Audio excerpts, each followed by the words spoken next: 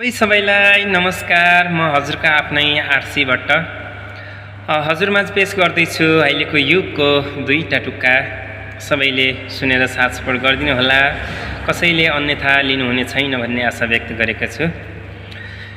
ये देश खायो नेताले, युवा खायो यही नसाले, देश खायो नेताले।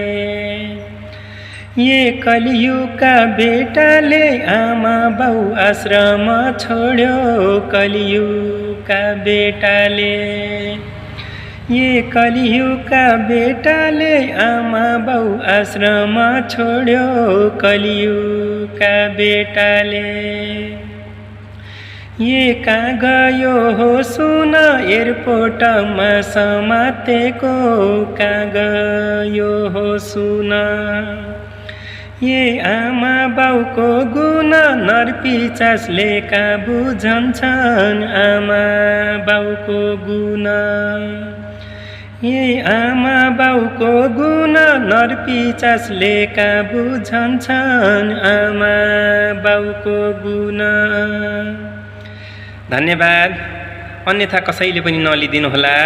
अहिलेको यो युगमा भइरहेको घटनाबारे हजुरमाझ पेश गरेको हुँ। धन्यवाद।